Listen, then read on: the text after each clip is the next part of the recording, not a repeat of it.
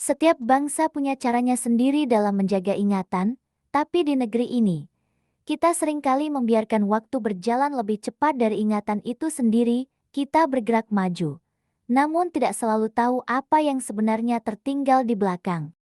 Sejarah adalah cermin, ia tidak hanya memantulkan masa lalu, tapi juga memperlihatkan arah masa depan, namun cermin itu, dari waktu ke waktu, seringkali berdebu, sebagian kisah dipoles dengan rapi, sebagian lain menghilang dari pandangan.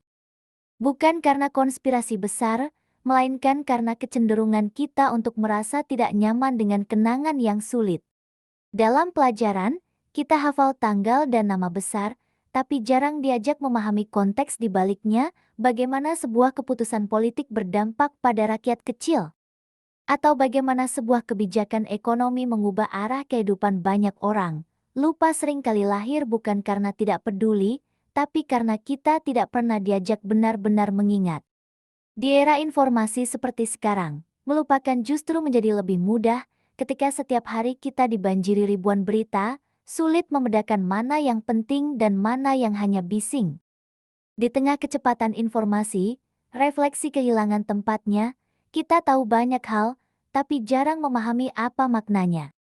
Fenomena ini bukan tentang siapa yang salah, tapi tentang bagaimana sistem sosial dan politik kita terbentuk dari kebiasaan yang sama, mengingat yang sesuai, melupakan yang mengganggu. Sebuah kenyataan yang tidak unik lagi, tapi punya dampak yang sangat nyata di sini, karena ketika masyarakat kehilangan ingatan kolektif, mereka juga kehilangan arah dalam menentukan keadilan. Banyak anak muda tumbuh tanpa tahu bahwa kisah bangsanya lebih luas dari sekadar perayaan kemerdekaan, bahwa sejarah bukan hanya tentang siapa yang menang, tapi juga tentang mereka yang tak sempat diceritakan.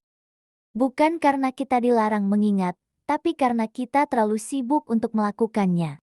Dalam dunia yang bergerak cepat, lupa menjadi bentuk pertahanan diri, tapi jika lupa dibiarkan, perlahan ia akan menjadi kebijakan tak tertulis, kebijakan yang membuat masyarakat lebih mudah diatur karena tidak lagi banyak bertanya.